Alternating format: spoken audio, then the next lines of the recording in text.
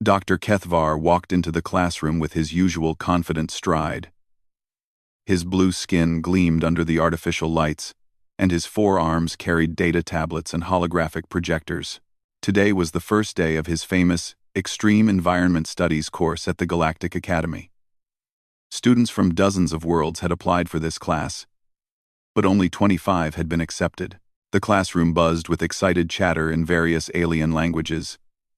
Tentacles waved, antennae twitched, and crystalline beings hummed softly to themselves.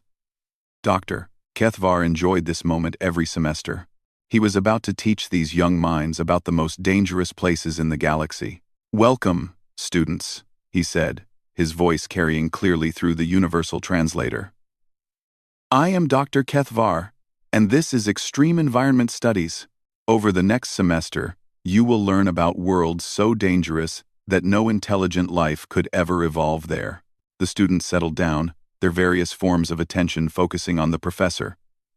Near the back of the room, a small figure with pale skin and dark hair sat quietly. This was Zara Chen, the first human ever to attend the Galactic Academy. She had arrived 3 weeks ago with little fanfare. Most students barely noticed her, assuming she was just another bipedal species from some quiet corner of the galaxy.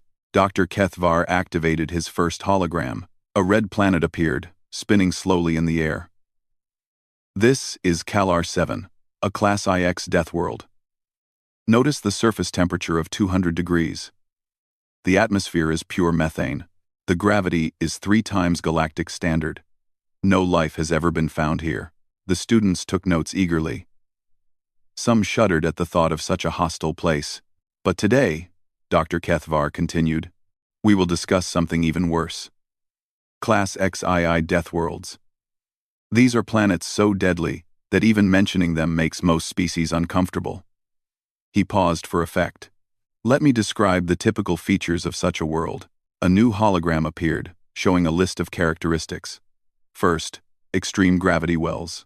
Any planet with gravity exceeding 0.8 galactic standard creates bone-crushing pressure that prevents proper development of intelligent life. Zara shifted in her seat. She looked confused. Second, atmospheric composition containing reactive oxygen. Oxygen is a highly dangerous gas. It causes fires and explosions. Any atmosphere with more than 15% oxygen concentration is considered lethal to most life forms. Several students made sounds of disgust. Zara frowned and checked her notes. Third, geological instability. Planets with moving crustal plates, volcanic activity, or frequent seismic events create an environment of constant danger. No civilization could develop under such conditions. Dr. Kethvar warmed to his topic. He loved this lecture. Fourth, extreme weather patterns. Imagine frozen water falling from the sky at deadly speeds. Picture electrical discharges of millions of volts striking the ground randomly. Think of wind speeds that can destroy buildings. A student from the crystal species actually cracked slightly from stress.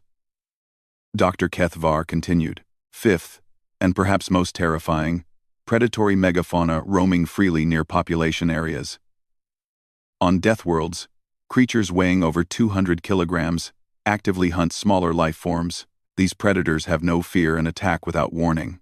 Zara raised her hand. Dr. Kethvar paused, surprised. Students rarely interrupted his lectures, especially during the dramatic parts. "Yes, Miss Chen?" "Professor," Zara said in her clear, calm voice, "you're describing my childhood." The classroom fell completely silent. Dr. Kethvar's throat sac, which showed emotion in his species, began to inflate slowly. Around the room, students turned to stare at the small human. Some made worried sounds, others backed away slightly. "I'm sorry, Miss Chen," Dr. Kethvar said carefully. "But I think you misunderstood. I'm describing theoretical conditions that cannot support life. These are not real places where people live." Zara looked around the classroom, noticing the staring for the first time. "Oh. Well, I grew up on Earth. Everything you just described sounds like home." A student from the aquatic Merloth species began breathing rapidly through her gills. Another student, whose people evolved in caves, made a high-pitched whining sound. Dr. Kethvar felt his academic confidence wavering. "Miss Chen, surely you're mistaken. Your planet cannot possibly match Deathworld classifications. Perhaps the translation is unclear?" "No, sir," Zara said politely. "The gravity on Earth is 1 galactic standard. Our air is 21% oxygen. We have earthquakes and volcanoes everywhere. It snows in winter where I live. And we have bears." "Bears?" whispered a student with large, frightened eyes. "They're like big furry predators, about 300 kilograms. They wander through our town sometimes, looking for food. My mom always told me to make noise when hiking so I wouldn't surprise one." The crystalline student developed several new stress fractures. Dr. Kethvar activated his personal data pad with shaking hands. He had to prove this human wrong. There was no way an intelligent species could evolve on a death world. It was scientifically impossible. "Class dismissed for today," he announced suddenly. "We will continue tomorrow." The students filed out quickly, many of them keeping careful distance from Zara. She gathered her things slowly, confused by their reaction. On Earth, she had been considered a perfectly normal person. Here, apparently, she was something else entirely. As she walked through the academy halls, Zara noticed other students pointing and whispering. Word was already spreading. The human came from a death world. The human survived conditions that should have killed her before birth. Back in his office, Dr. Kethvar pulled up every database he could access about Earth. What he found made his throat sac inflate to maximum size. According to the files, Earth registered as a Class XII death world in every category. But somehow, impossibly, intelligent life had not only evolved there but thrived. He stared at the data for a long time. Tomorrow's class was going to be very different from what he had planned. Outside his window, Zara walked across the academy courtyard. She moved with an easy confidence that other students lacked, as if she expected the ground to be dangerous and was ready for it. Which, Dr. Kethvar was beginning to realize, she probably was. The professor spent the rest of the evening rewriting his entire curriculum. Everything he thought he knew about extreme environments was about to change. The next morning, Dr. Kethvar entered his classroom carrying a massive data projector. He had spent all night researching Earth, and what he found disturbed him deeply. But he was a scientist first, and scientists dealt with facts, no matter how uncomfortable they were. "Yesterday," he announced to his students, "Miss Chen made a claim that seemed impossible. Today, we will examine her home planet as a case study. This will prove the difference between a habitable world and a true death world." Zara sat in the same seat, looking slightly worried. She had spent the evening being stared at by other students and was beginning to understand that something was very wrong. "Let us look at Earth objectively," Dr. Kethvar said, activating his projector. A blue and green planet appeared, slowly rotating. It looked beautiful and peaceful from space. "First, let's examine the gravity." Numbers appeared beside the planet. Dr. Kethvar read them aloud, his voice becoming strained. "Gravity, 1 galactic standard." The classroom was silent. That was exactly on the border of Deathworld classification. "Surely this is a mistake," Dr. Kethvar muttered, checking his data twice. "Let us examine atmospheric composition." New numbers appeared. Dr. Kethvar's skin began to change color, a sign of stress in his species. Oxygen concentration, 21%. A student from the gas-breathing Vorth species made a sound like escaping steam. 21% oxygen was enough to make metal burn. "There must be an error in the database," Dr. Kethvar said, but his voice lacked confidence. "Let us check geological activity." The hologram changed to show Earth's surface. Red dots marked active volcanoes. Lines showed earthquake zones. Almost every continent had both. Volcanic activity. Extreme. Dr. Kethvar read slowly. Seismic activity. Constant. Crustal movement. Active on all continents. By now, several students were making distressed noises. Dr. Kethvar continued because he had to know the truth. Weather patterns. New images showed hurricanes, tornadoes, blizzards, and thunderstorms. Frozen precipitation falling at velocities up to 200 kilometers per hour. Electrical discharges exceeding 10 million volts. Wind speeds capable of destroying structures. That's just hail and lightning, Zara said quietly. And tornadoes, I guess. We get those sometimes in spring. The Murloth student began hyperventilating through her gills. Dr. Kethvar felt his scientific worldview crumbling, but he pressed on. Native fauna. Images of Earth's animals began to appear. Predatory species exceeding 200 kilograms in mass. Bears appeared on the screen, then lions, then tigers, then polar bears, which were even larger. These creatures, Dr. Kethvar said weakly, roam freely near population centers. Well, yes, Zara said. I mean, we have national parks and stuff. But bears definitely come into towns. And mountain lions live in the hills around Los Angeles. That's where my cousin lives. She sees them in her backyard sometimes. A crystalline student actually shattered and had to be taken to the medical bay. This is impossible, Dr. Kethvar said. No intelligent species could evolve under these conditions. The database must be wrong. Roundivar. Roundivar. But as he kept checking, every fact confirmed the same thing. Earth was a Class XIII death world, in every measurable category. Miss Chen, he said carefully. How do humans survive on such a world? Zara looked confused. We just live there. I mean, it's home. You learn to check for bears when you're camping. You don't go out in thunderstorms. You know not to touch the pretty blue ice on the sidewalk because it's slippery. Basic stuff. You camp outdoors? Asked a student, whose species lived entirely underground. Voluntarily? Sure, it's fun. You sleep in a tent under the stars. Sometimes you hear wolves howling in the distance. It's peaceful. Half the remaining students filed out of the classroom. Dr. Kethvar stared at the data again. Miss Chen, according to this information, your species should not exist. The conditions you describe would kill most life forms in minutes. Really? Zara asked. But it's not that bad. I mean, sure. You have to be careful. Don't drink from standing water. Watch out for poison ivy. Check for ticks after hiking. Know which mushrooms are safe to eat. Don't antagonize the wildlife. Basic survival stuff everyone learns as a kid. The remaining students exchanged glances. What Zara called basic survival stuff sounded like advanced military training to them.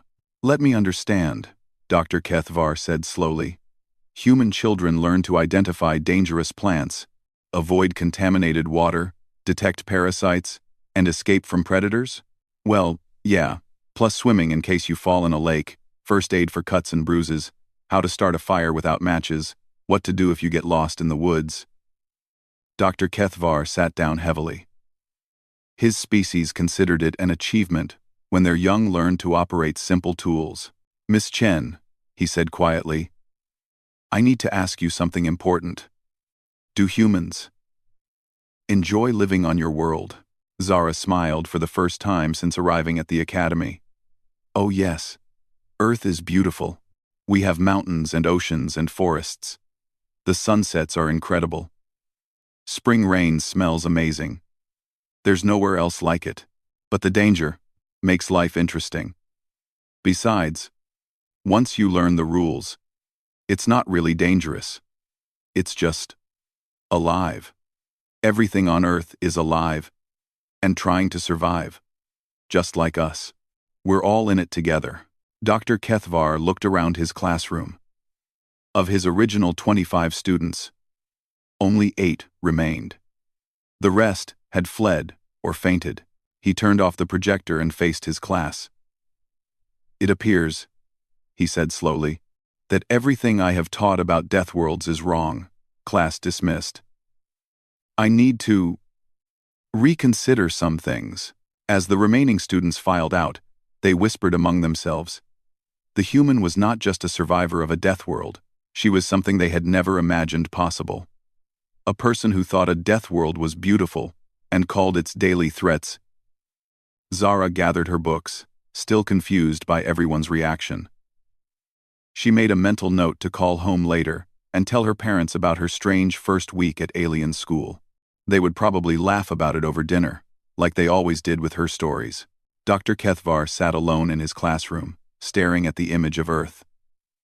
Somewhere on that impossible world, billions of humans were going about their daily lives, treating mortal danger as normal routine. He had a lot of research to do. By the third day, word had spread throughout the academy. Students and faculty from other departments crowded into Dr. Kethvar's classroom, eager to see the human from the death world. Zara arrived to find standing room only, with beings she had never seen before, pressed against the walls. Dr. Kethvar had barely slept in 2 days.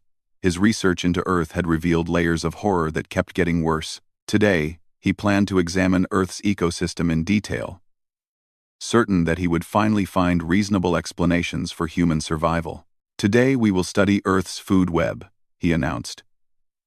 Surely, a death world must have a simple, sparse ecosystem with careful balances and limited biodiversity. He activated his projector, expecting to see the usual death world pattern. A few hardy species struggling to survive in isolated pockets. Instead, the hologram exploded into a complex web of interconnected life that filled the entire display space. This cannot be correct, Dr. Kethvar muttered, adjusting the scale. The web only grew more complex. Miss Chen, how many species exist on your planet? I don't know exactly, Zara said. Millions, I think. Scientists discover new ones all the time. A professor from the biology department, who had snuck in to observe, made a choking sound. Most inhabited planets had hundreds of species at most. Let's examine some specific examples, Dr. Kethvar said, hoping to find something reasonable. Show me a typical Earth predator. The hologram displayed a great white shark. The statistics appeared beside it. 6 meters long, 2,000 kilograms, bite force of 18,000 newtons.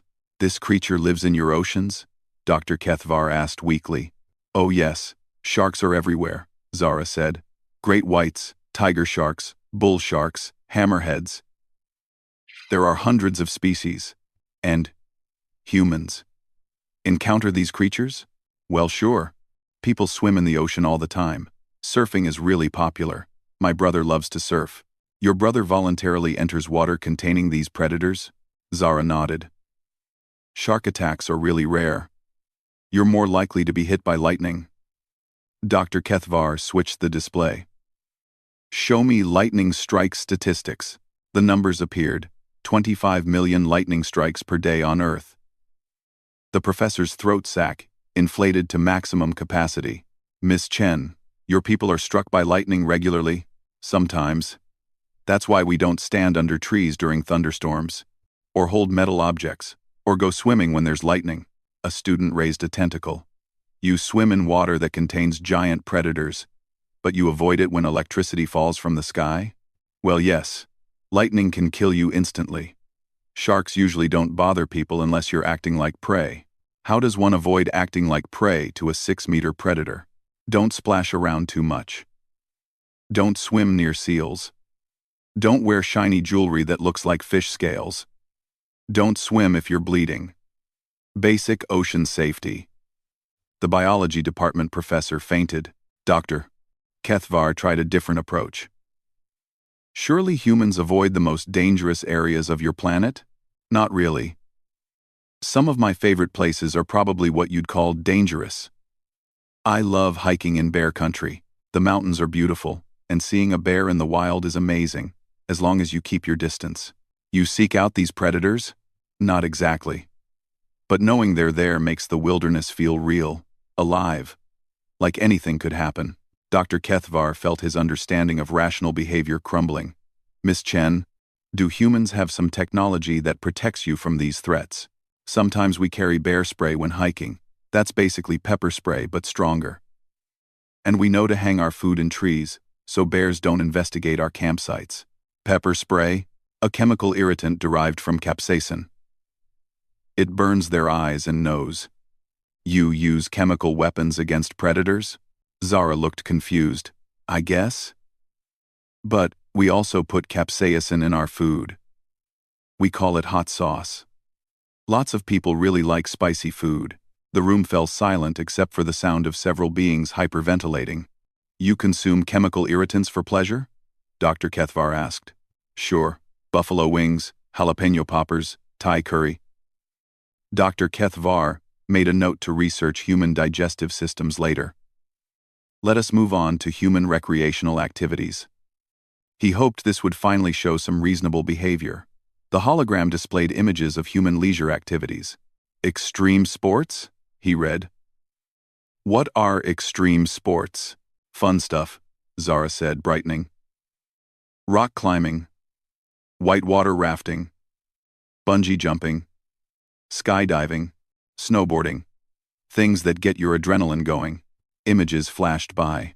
Humans leaping off cliffs with parachutes, climbing vertical rock faces without safety equipment, riding boards down steep snow-covered mountains at high speeds.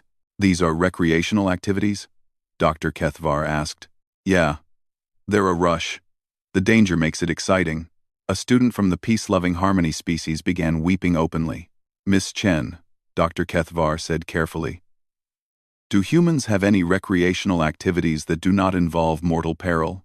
Zara thought for a moment. Well, there's watching movies. Dr. Kethvar felt relieved. Movies sound safe. Horror movies are my favorite. The scarier the better. Jump scares, monsters, zombies, serial killers. Really gets your heart pumping. You watch fictional depictions of death and violence for entertainment? Sure. Halloween is my favorite holiday. 2. What happens on Halloween? We dress up like monsters and scary creatures. Kids go door to door asking for candy. Some people set up haunted houses in their yards to frighten visitors. It's great fun. Dr. Kethvar stared at her. You create artificial fear scenarios for amusement? Yep. The scarier the better. Last year my friend made a haunted maze in his backyard with zombie actors, fake blood, and strobe lights. It was amazing. Half the remaining audience left the room. Dr. Kethvar sat down and put his head in his hands. Miss Chen, let me see if I understand. Humans live on a world that actively tries to kill them. You consume poisonous chemicals for flavor. You voluntarily enter environments containing apex predators. You engage in activities that risk death for entertainment. And you create fictional threats because real ones are not sufficient for your recreational needs? I guess that's one way to put it, Zara said. Dr. Kethvar looked up at her. Miss Chen, what do you consider dangerous? Zara thought seriously about this. Running with scissors, texting while driving, not wearing sunscreen, eating gas station sushi. Really dangerous stuff that could hurt you. The professor realized he was looking at something unprecedented in galactic history. A species that had survived a death world by becoming more dangerous than the world itself. Class dismissed, he said quietly. I need to call some colleagues. As the room emptied, Zara remained behind. Professor? Did I say something wrong? Everyone seems afraid of me. Dr. Kethvar looked at the young human with her earnest expression and kind eyes. No, Miss Chen. You said everything perfectly correctly. That's what frightens them. Dr. Yilnara, head of the Academy's Biological Sciences Department, had been following Dr. Kethvar's lectures with growing disbelief. As a xenophysiologist who had studied life forms from across the galaxy, she knew what was biologically possible. Humans, apparently, were not. Miss Chen, she said, approaching Zara after the third lecture. Would you be willing to participate in some medical studies? We need to understand how your species functions. Zara agreed, curious about alien medical technology. She had no idea she was about to break every rule of galactic biology. The first test was simple. Basic physical parameters. Dr. Yilnara expected to find the fragile, over-specialized biology typical of species from extreme environments. Please run on this treadmill until you feel tired, Dr. Yilnara instructed. Zara started jogging. After an hour, she was still going. Her heart rate had increased, but her breathing remained steady. She was sweating, but she seemed comfortable. Are you tired yet? Dr. Yilnara asked. Not really. I run 5 miles every morning back home. This is actually easier, because the gravity here is lighter. Dr. Yilnara checked the gravity settings. The Academy used 0.7 standard gravity for the comfort of most species. To Zara, this was like running on the moon. How long can you continue? I don't know. A few hours, maybe? I did a marathon once. That took me about 4 hours.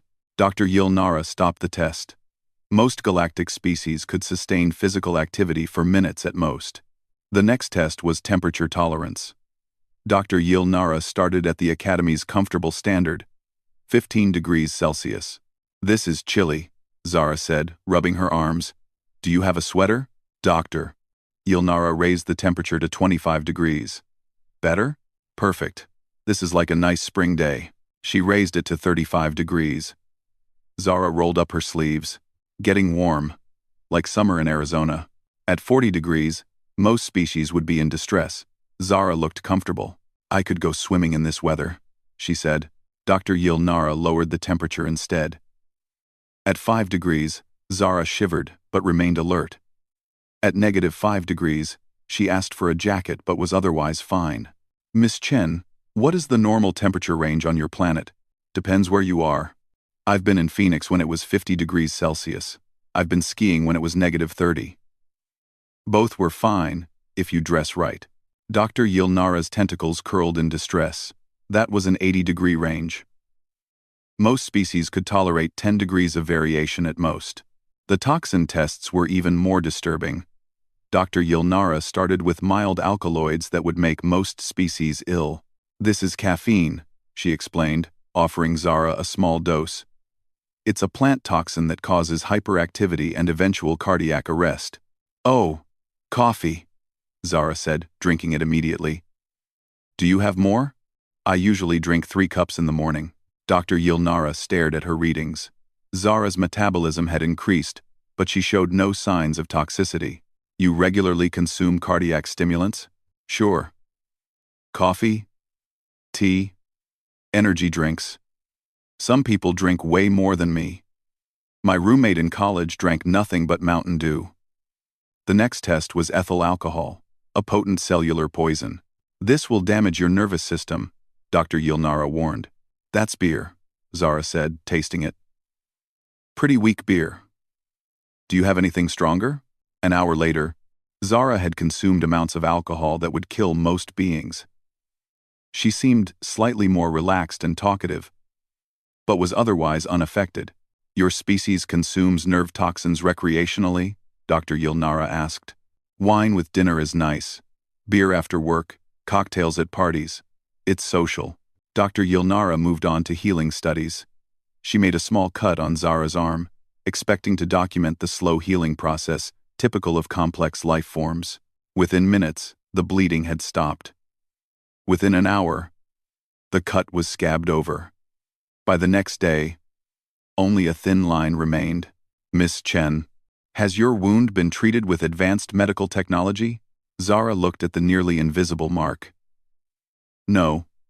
It's just healing normally. Though I should put some antibiotic ointment on it so it doesn't get infected. Humans can fight off bacterial infections naturally? Sure, our immune system handles most stuff. Sometimes you need antibiotics for serious infections, but cuts and scrapes usually heal on their own. Dr. Yilnara ran more tests. Humans could see across a wide spectrum of light. They could hear a broad range of frequencies.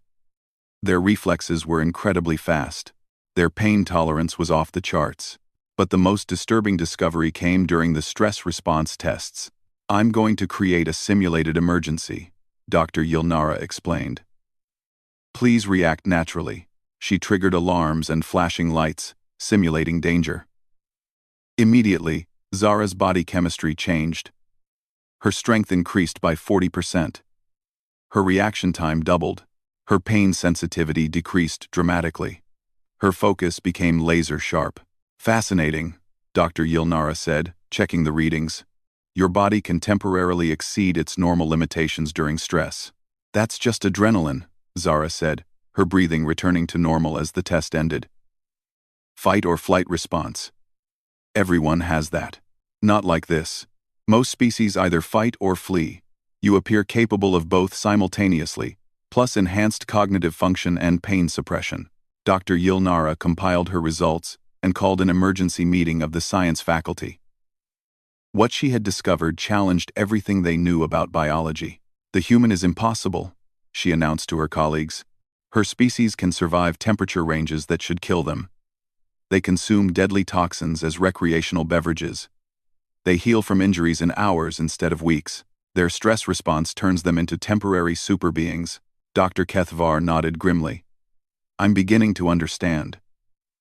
Earth didn't just produce a species that survived a death world. It produced a species that adapted to overcome any challenge the planet could present. But how? Asked Dr. Multar from the evolution department. Constant pressure, Dr. Kethvar said. For millions of years, Earth threw everything at early human ancestors. Ice ages, volcanic eruptions, predators, diseases, climate changes.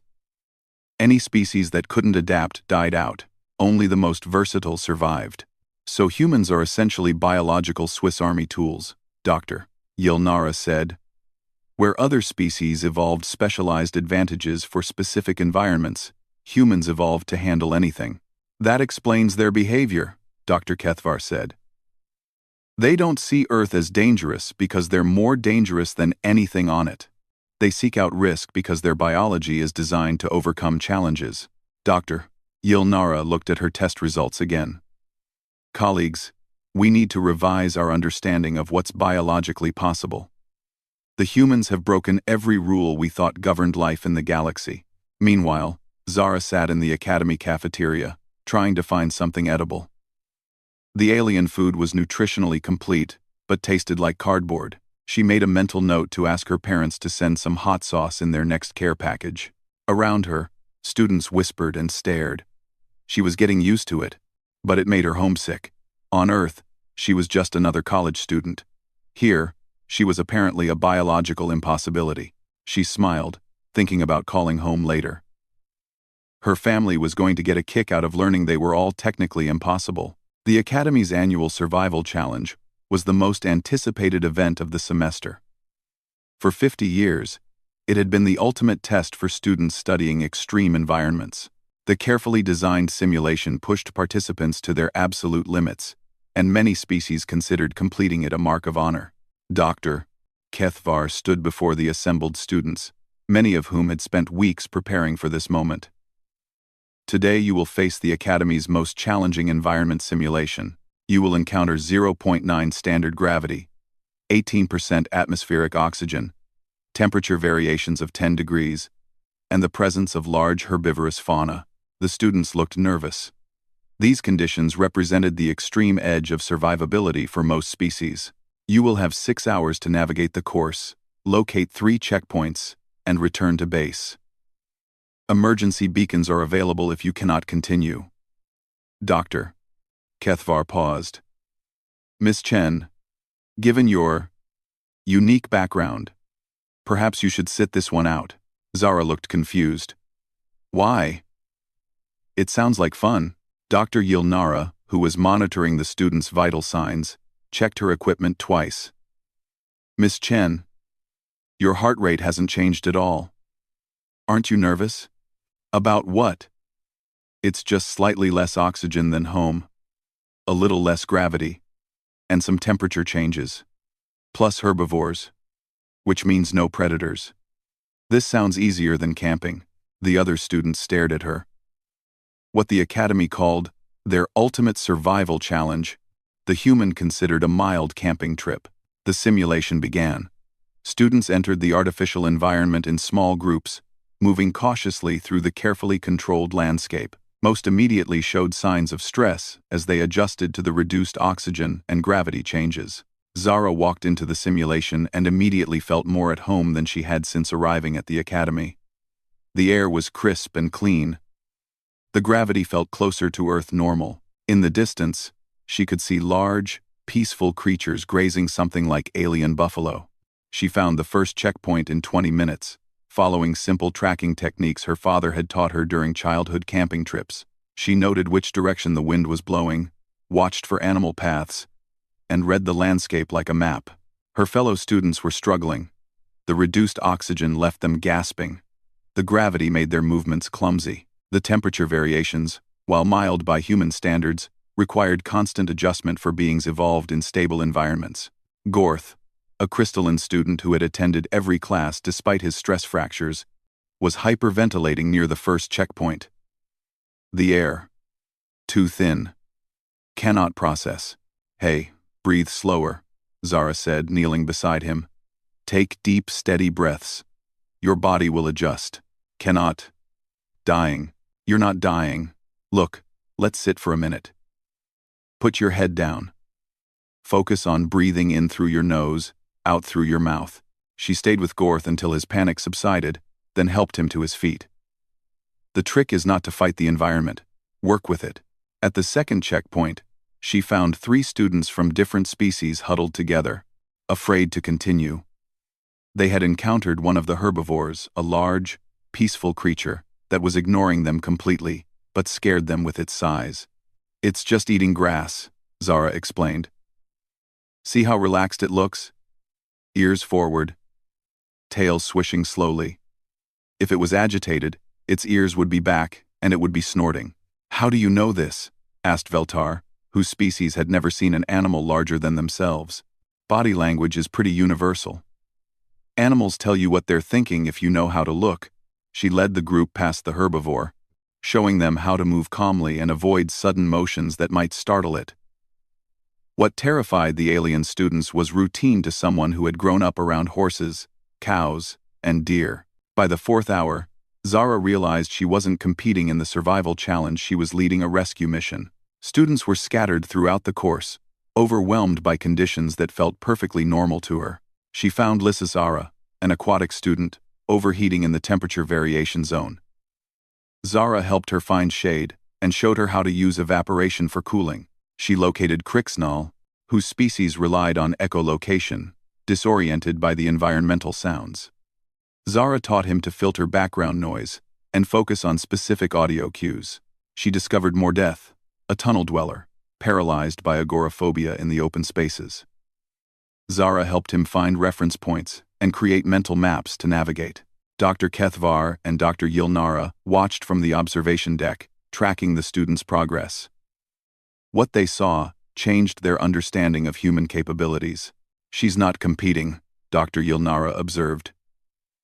She's teaching. Look at her vital signs, Dr. Kethvar said. Heart rate normal. Stress hormones baseline. She's completely relaxed. More than relaxed. She's enjoying herself. On the course, Zara was indeed having fun. For the first time since arriving at the academy, she felt useful. These weren't the theoretical Deathworld scenarios from Dr. Kethvar's lectures, this was practical problem-solving in a real environment. She reached the final checkpoint with 40 minutes to spare, accompanied by 6 students who would have failed without her help. Instead of returning to base immediately, she backtracked to find more struggling students. When time was called, Zara had personally assisted 12 of the 15 participants. She had turned the Academy's ultimate individual survival challenge into a group learning experience. Dr. Kethvar met her at the debriefing station. Miss Chen, that was extraordinary. It was great, Zara said, genuinely enthusiastic. I felt like I was back home. Well, except for the low gravity and thin air. And no real predators. But it was fun to help everyone. You do realize you just completed our most challenging simulation while simultaneously conducting search and rescue operations, I guess? Mostly, I just used stuff my parents taught me when I was little. Basic outdoor skills. Oh, Dr. Kethvar looked at her for a long moment. Miss Chen, how would you feel about teaching a class? Teaching what? Survival skills. Real survival skills. Not the theoretical frameworks we've been using. Skills based on your childhood. Zara's face lit up. That sounds awesome. I could teach tracking, wilderness navigation, animal behavior, risk assessment, emergency first aid, shelter building. Perhaps we should start with the basics. Dr. Kethvar said quickly. 3 weeks later, Introduction to Human Normal Environments was the most popular course at the academy. Students who had been terrified of Zara now competed for spots in her classes. She started each session with the same disclaimer. Today we're going to practice summer camp skills. Try not to panic. This is supposed to be the fun part. Her teaching style was patient, but direct. When students hyperventilated, she taught breathing exercises. When they panicked about minor risks, she explained probability and risk management. When they froze in fear, she showed them how to assess and respond to actual threats versus imagined ones. The graduation ceremony for her first class was held outdoors, the first outdoor academy event in institutional history. As her students received certificates in basic environmental adaptation, they showed confidence and skills that would have been impossible weeks earlier. Dr. Kethvar approached Zara after the ceremony. You've revolutionized our understanding of environmental adaptation. I just taught them camping, she said modestly. Miss Chen, you taught them something more important than camping. You taught them that the galaxy is not as dangerous as they believed, and they are not as fragile as they thought. Zara looked around at her fellow students, who were now confidently exploring the academy grounds instead of hurrying between buildings. Everyone's tougher than they think. They just needed to learn how. Is that a human philosophy? Zara smiled. I guess it is. We don't really think about it. It's just how things are where I come from. Dr. Kethvar watched his students laughing and socializing outdoors under the alien stars. Miss Chen, I think Earth has given the galaxy something we never knew we needed. What's that? A teacher who thinks the impossible is just another Tuesday. As Zara walked back to her dormitory, she realized she was no longer homesick. The academy felt different now, less sterile, more alive. Students moved with confidence instead of fear. Faculty asked questions instead of lecturing about impossibilities. She pulled out her communication device to call home. Her parents would want to hear about her first semester teaching alien college students to not be afraid of the outdoors. It was going to be a great story.